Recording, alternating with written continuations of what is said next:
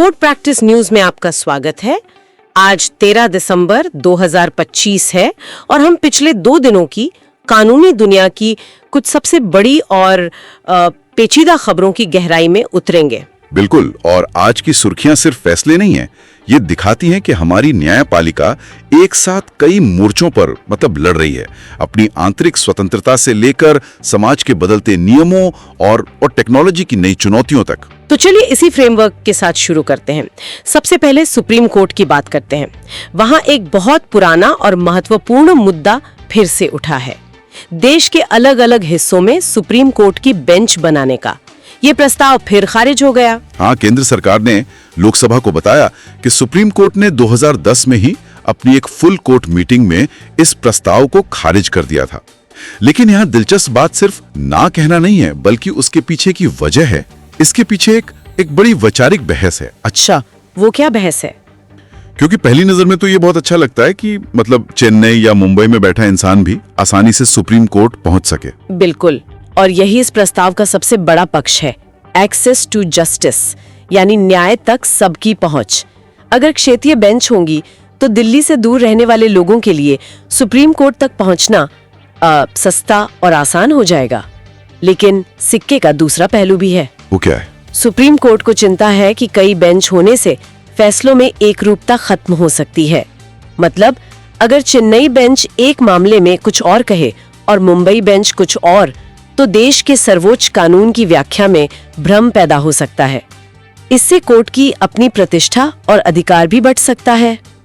एक तरफ न्याय को आम आदमी के करीब लाने की कोशिश है और दूसरी तरफ कानून की एकरूपता बनाए रखने की जिम्मेदारी। ये वाकई एक मुश्किल संतुलन है। बिल्कुल। अच्छा, सुप्रीम कोर्ट से ही एक और खबर है, जहां एक एनजीओ पर भारी जुर्माना लगाया गया। जी, एक एनजीओ ने अल्पसंख्यक शिक्षण संस्थानों को शिक्षा के अधिकार यानी आरटीई अधिनियम से छूट देने के एक स्थापित संवैधानिक मुद्दे को फिर से चुनौती दी थी। सुप्रीम कोर्ट ने इस पर बहुत सख्त रुख अपनाया। अच्छा। और इसे न्यायिक प्रक्रिया का दुरुपयोग मानते हुए एनजीओ पर 1 लाख रुपए का जुर्माना लगा दिया। लेकिन क्या ये एक नागरिक समूह का अधिकार नहीं है कि वो स्थापित कानूनों को भी चुनौती दे? क्या ऐसे जुर्माने लोगों को जनहित याचिका दायर करने से हतोत्साहित नहीं करेंगे? ये एक बहुत वेद सवाल है और अदालत ने भी यही स्पष्ट किया। अदालत का कहना है कि किसी भी कानून को चुनौती देने का अधिकार है, लेकिन ये मामला अलग था। इस मुद्दे को पहले ही सुप्रीम कोर्ट की एक संविधान पीठ सुलझा चुकी है, यानी देश का कानून इस पर पूरी तरह स्पष्ट है। अच्छा। ऐसे में उसी मुद्दे को बार बार उठाना सिर्फ अदालत का समय बर्बाद करता है उन मामलों की कीमत पर जिन्हें वाकई सुनवाई की जरूरत है। तो ये जुर्माना हतोत्साहित करने के लिए नहीं, बल्कि इस तरह की फ्रिवोलस लिटिगेशन तुच्छ याचिकाओं को रोकने के लिए है। समझ गई। सुप्रीम कोर्ट सिर्फ सैद्धांतिक मामलों पर ही नहीं, बल्कि जमीनी स्तर के विवादों पर भी नजर बनाए हुए है। ऐसा ही एक मामला केरल से आया है, जो वक्फ संपत्ति से जुड़ा है। हाँ, सुप्रीम कोर्ट ने केरल हाई कोर्ट के उस फैसले पर रोक लगा दी है जिसमें मुनम्मम के एक जमीन को वक्फ संपत्ति नहीं माना गया था। कोर्ट ने फिलहाल यथास्थिति बनाए रखने का आदेश दिया है। यथास्थिति? इसका सीधा मतलब क्या हुआ? इसका सीधा मतलब है कि अगली सुनवाई तक कोई भी पक्ष उस जमीन पर किसी भी तरह का कोई बदलाव नहीं कर सकता, यानी जैसा है वैसा ही रहेगा। तो इसका मतलब ये केस अभी और लंबा चलेगा। एक तरह से मामला फिर से शुरुआती स्टेज पर आ गया है। के स्वरूप को बदलना ठीक नहीं होगा। सुप्रीम कोर्ट से एक खबर ऐसी भी आई जिसने मुझे सच में चौंकाया।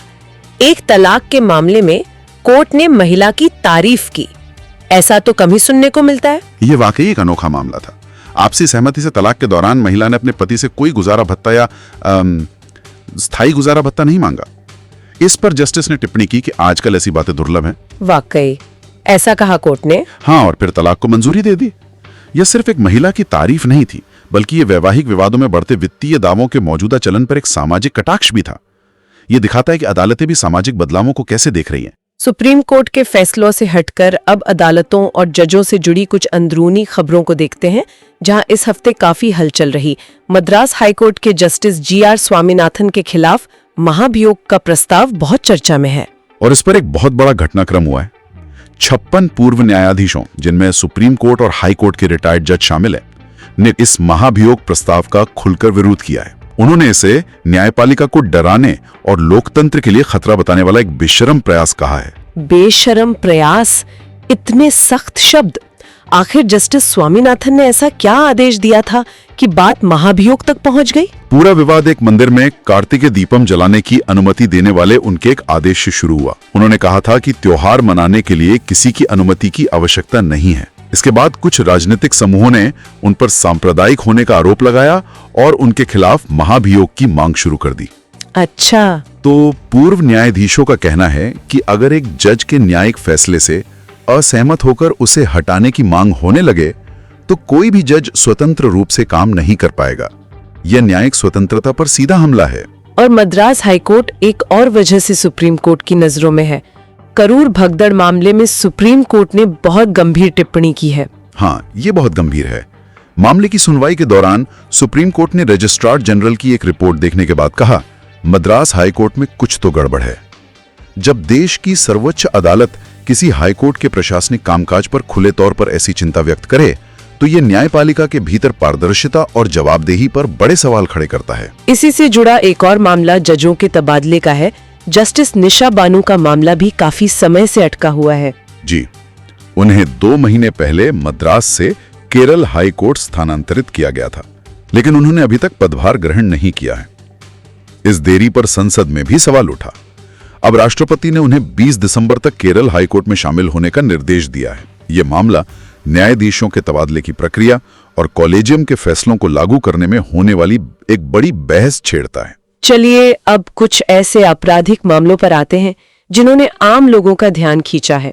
2017 के मलयालम अभिनेत्री उत्पीड़न मामले में आखिरकार सजा का ऐलान हो गया है। हाँ, 8 साल बाद केरल की एक अदालत ने मुख्य आरोपी पल्सर सुनी समेत 6 दोषियों को 20 साल के कठोर कारावास की सजा सुनाई है। ये एक बहुत ही संवेदनशील मामला था, लेकिन इस फैसले में एक और महत्वपूर्ण बात है। वो क्या? सुनवाई कर रही जज हनी वर्गीज ने मीडिया और वकीलों को अदालती कार्रवाई को तोड़ मरोड़ कर पेश करने के खिलाफ कड़ी चेतावनी दी। ये दिखाता है कि हाई प्रोफाइल मामलों में मीडिया ट्रायल को लेकर न्यायपालिका कितनी ज्यादा चिंतित है। दिल्ली दंगों से जुड़े उमर खालिद को लेकर भी एक अपडेट है। उन्हें अंतरिम जमानत मिल गई है। जी, दिल्ली की एक अदालत ने उन्हें अपनी बहन की शादी में शामिल होने के लिए 16 से 29 दिसंबर तक की अंतरिम जमानत दी है। उमर खालिद जैसे हाई प्रोफाइल मामले में जहां यूएपी जैसे सख्त कानून लगे हों, क्या इस तरह की जमानत मिलना एक मानक प्रक्रिया है? अक्सर तो अदालतें ज्यादा सख्त होती है। आपका सवाल सही है।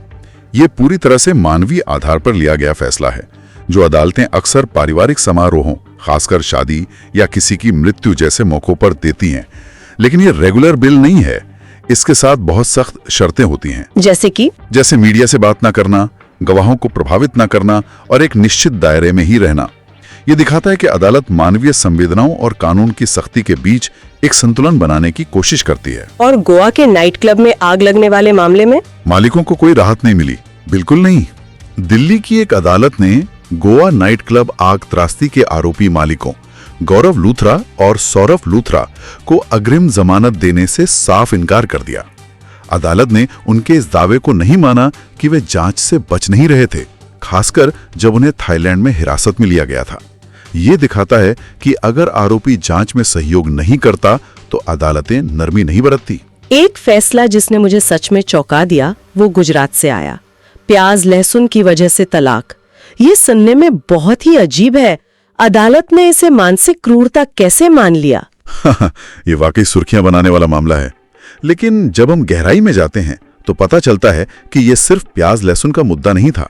गुजरात हाई कोर्ट ने तलाक को बरकरार रखा क्योंकि पत्नी का घर में प्याज और लहसुन के इस्तेमाल पर जोर न देना, पति से अलग रहने की जिद करना, ये सब मिलकर एक पैटर्न बना रहे थे। अच्छा, तो ये सिर्फ एक कारण नहीं था? नहीं, अदालत ने इसे सिर्फ खान पान का मुद्दा नहीं माना, बल्कि ये देखा कि इन सब वजहों से पति को लगातार मानसिक तनाव और पीड़ा हो रही थी, जिसे कानून की भाषा में मानसिक क्रूरता माना गया। ये दिखाता है कि अदालतें तलाक के मामलों में रिश्ते की पूरी तस्वीर देखती हैं, न कि सिर्फ एक घटना को। अपराध और परिवार से निकलकर अब उस दुनिया में चलते हैं जहां कानून, पैसा और टेक्नोलॉजी टकराते हैं। पूर्व क्रिकेटर सुनील गावस्कर ने पर्सनैलिटी राइट्स को लेकर अदालत का दरवाजा खटखटाया। ये पर्सनैलिटी राइट्स आखिर हैं क्या? इसे सरल भाषा में समझें तो पर्सनैलिटी राइट्स का मतलब है कि किसी भी व्यक्ति, खासकर किसी सेलिब्रिटी के नाम, तस्वीर, आवाज या पहचान का इस्तेमाल उसकी इजाजत के बिना व्यावसायिक फायदे के लिए नहीं किया जा सकता। सुनील गावस्कर ने याचिका दायर की थी कि कई फर्जी वेबसाइट्स और विज्ञापन उनकी तस्वीरों का इस्तेमाल करके लोगों को धोखा दे रहे हैं। तो कोर्ट ने क्या निर्देश दिया? दिल्ली हाई कोर्ट ने गूगल, मेटा और एक्स जैसी बड़ी कंपनियों को निर्देश दिया है कि वे सुनील गावस्कर के अनुरोध पर 1 सप्ताह के भीतर ऐसे फेक कंटेंट और विज्ञापनों को हटाएं। लेकिन ये मामला सिर्फ सुनील गावस्कर का नहीं है। सही बात है। कल को एआई और डीप फेक का इस्तेमाल करके किसी भी आम इंसान की तस्वीर या आवाज का गलत इस्तेमाल किया जा सकता है। यह फैसला उस दिशा में एक जरूरी कानूनी कदम है और यह सवाल उठाता है कि हमें भविष्य के लिए कितने तैयार रहने की जरूरत है। कॉर्पोरेट जगत से भी एक बड़ी खबर है। इंडिगो एयरलाइंस 900 करोड़ रुपए के रिफंड के लिए हाईकोर्ट गई है। मामला क्या है? ये एक बहुत ही दिलचस्प टैक्स विवाद है। इंडिगो ने विमान के पुर्जों के पुनरायात पर लगे 900 करोड़ रुपए के सीमा शुल्क की वापसी की मांग की है। उनका तर्क है दोहरे कराधान का, यानी डबल टैक्स का। ये दोहरा कराधान यहाँ कैसे लागू हो रहा है? इसे थोड़ा आसान शब्दों में समझाएंगे? जरूर। इसे ऐसे समझे, इंडिगो जब अपने विमान का कोई पुर्जा मरम्मत के लिए विदेश भेजती है तो वो उस मरम्मत की सर्विस पर जीएसटी सरकार को देती है। अब जब वही पुर्जा ठीक होकर वापस भारत आता है तो कस्टम विभाग उसे एक सामान मानकर उस पर फिर से कस्टम ड्यूटी लगा देता है। ओहो। तो इंडिगो का कहना है कि यह एक ही चीज पर 2 अलग-अलग तरह से टैक्स लेना है, जो गलत है। यही उनके केस का मुख्य आधार है। इस मामले में एक और दिलचस्प बात हुई, जज ने खुद को सुनवाई से अलग कर लिया। हाँ, और ये न्यायिक निष्पक्षता का एक बेहतरीन उदाहरण है। जस्टिस शेल जैन ने यह कहते हुए खुद को सुनवाई से अलग कर लिया कि उनके बेटे इंडिगो में पायलट हैं। यह दिखाता है कि न्याय सिर्फ होना ही नहीं चाहिए, बल्कि होते हुए दिखना भी चाहिए। हितों का टकराव न हो, इसके लिए ये एक बहुत महत्वपूर्ण कदम है। और आखिर में फार्मा सेक्टर से भी एक बड़ी खबर है, डॉक्टर रेड्डीज से जुड़ी। जी, दिल्ली हाई कोर्ट ने उस आदेश पर रोक लगाने से इनकार कर दिया है जिसमें डॉक्टर रेड्डीज लैबोरेटरीज को सेमाग्लूटाइड बनाने और निर्यात करने की अनुमति दी गई थी। सेमाग्लूटाइड ओजेम्पिक जैसी लोकप्रिय डायबिटीज और वजन घटाने की दवाओं का मुख्य घटक है। इसका मतलब है कि डॉक्टर रेड्डीज फिलहाल इसका निर्माण और निर्यात जारी रख सकती है, जो फार्मा उद्योग में पेटेंट अधिकारों और सस्ती दवाओं की उपलब्धता के लिहाज से एक बड़ा घटनाक्रम है। तो ये थी पिछले 2 दिनों की कुछ सबसे अहम कानूनी सुर्खियां। हमने सुप्रीम कोर्ट की संवैधानिक व्याख्याओं से लेकर जजों की जवाबदेही और डिजिटल युग के नए कानूनी सवालों तक को देखा। इन सब से क्या बड़ा निष्कर्ष निकलता है? अगर हम इसे एक बड़े परिप्रेक्ष्य में देखें तो ये सभी मामले दिखाते हैं कि भारतीय कानून कितना जीवंत और विकसित हो रहा है। ये सिर्फ पुराने कानूनों की व्याख्या नहीं कर रहा, बल्कि तकनीक, सामाजिक बदलाव और व्यक्तिगत स्वतंत्रता जैसे नए मुद्दों पर लगातार प्रतिक्रिया दे रहा है, खुद को ढाल रहा है। और ये हमारे लिए एक महत्वपूर्ण सवाल भी खड़ा करता है। हमारे श्रोताओं ही ये एक विचारणीय प्रश्न, जिस तरह से पर्सनालिटी राइट्स का मामला सुनील गावस्कर और अन्य हस्तियों के संदर्भ में सामने आया है, क्या भारत को डीप फेक और एआई द्वारा किसी भी व्यक्ति, चाहे वो सेलिब्रिटी हो या आम इंसान, उसकी पहचान के दुरुपयोग को रोकने के लिए एक ज्यादा मजबूत, स्पष्ट और व्यापक कानून की आवश्यकता है? इस गहरी चर्चा में शामिल होने के लिए धन्यवाद। ये था कोर्ट प्रैक्टिस न्यूज।